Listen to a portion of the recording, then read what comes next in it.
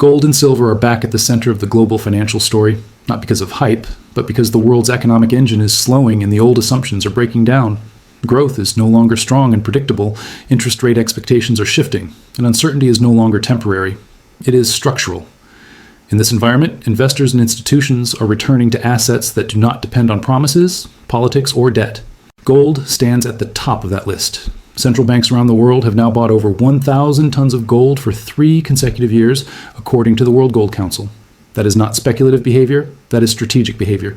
Central banks do not chase short-term gains. They buy gold when they distrust currencies, debt sustainability, and long-term financial stability. Gold is being treated less like a trade and more like a form of insurance. When the institutions that print money are aggressively converting that money into gold, it sends a very clear signal about confidence in the system. Silver is following a different but equally powerful path. Unlike gold, silver is no longer driven mainly by investment or jewelry demand. Today, more than 55% of all silver consumed globally is used in industry, and that percentage keeps rising. Silver is now a critical material for the modern economy. Solar panels, electric vehicles, power grids, batteries, electronics, and data infrastructure all require silver, and there is no viable substitute that works as efficiently. The solar industry alone is projected to consume over 200 million ounces of silver per year, and that number grows as governments push harder into renewable energy. This means silver demand is no longer optional or cyclical. It is embedded into global policy and technological growth. Even if investor sentiment cools temporarily, factories still need silver to function. At the same time, silver supply is quietly breaking down. The world is not running out of silver underground, but it is running out of easy silver.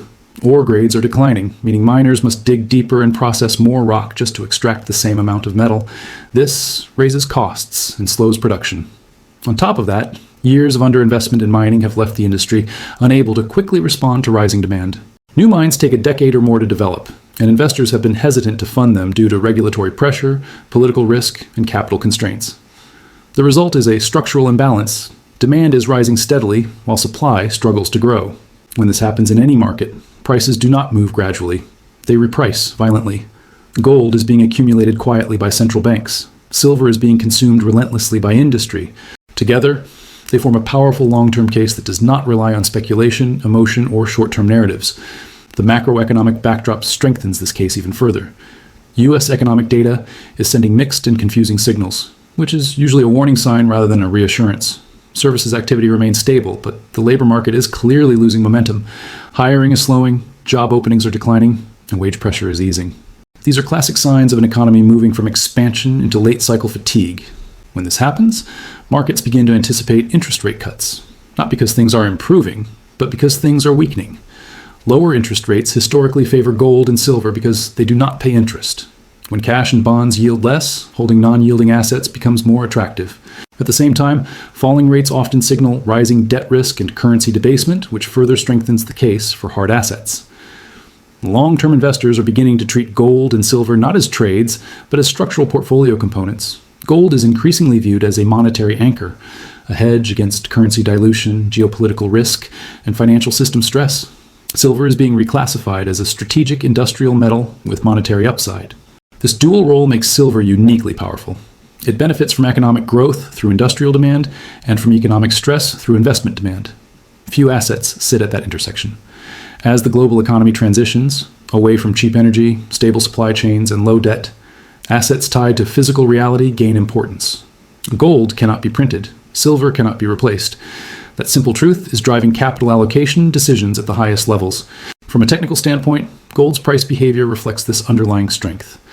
On the 2-hour chart, gold, its XAUUSD, is trading around 4,435, consolidating after a strong rebound from the 4,875 low. The recent candles show smaller bodies and upper wicks near a long-standing descending trend line around $4,550 floors, indicating short-term resistance. This does not signal weakness. It signals digestion. Strong markets pause before continuing higher. The trade structure reflects disciplined optimism, not blind bullishness. Buying near $4,400 allows participation close to support, while targeting $40,500 aligns with resistance. A stop loss below $4,330 respects the trend line and limits risk. This kind of setup is not about predicting the future. It is about positioning within a clearly defined structure. Gold is not acting like an exhausted asset. It is acting like one preparing for continuation. Silver's technical picture mirrors its fundamental tension between explosive upside and sharp volatility.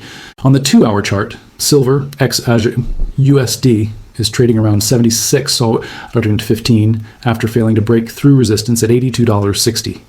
This rejection does not invalidate the uptrend. It highlights the importance of structure. The $75.05 area stands out as critical support, aligning with both a rising trend line and previous price activity. This zone represents the market's line in the sand. As long as price holds above it, the broader uptrend remains intact. A deeper pullback toward $70.50 would likely attract stronger buying interest, not panic, because it would offer value within an established trend rather than a breakdown. Momentum indicators support this interpretation. The RSI has cooled to the mid-40s, signaling easing momentum rather than oversold conditions. In strong trends, markets often reset momentum without collapsing in price. That is exactly what silver appears to be doing. The absence of extreme RSI readings suggests there is still fuel left in the move. Silver is not overheating. It is consolidating. This is consistent with a market balancing short-term profit-taking against long-term demand pressure. The trade logic is simple and disciplined. Buying near $75 aligns with structural support, while targeting $82.50 aims for a retest of resistance. A stop loss below $72.40 protects against a genuine trend failure. This approach recognizes silver's volatility while respecting its underlying strength. Silver is not a smooth asset. It moves fast, pulls back hard, and rewards patience. That behavior is not a flaw. It is the price of asymmetric upside. When you step back and connect the dots, the message becomes clear. Gold is being accumulated by central banks as a reserve asset in a world losing faith in fiat stability. Silver is being consumed by industry at a pace that supply cannot easily match.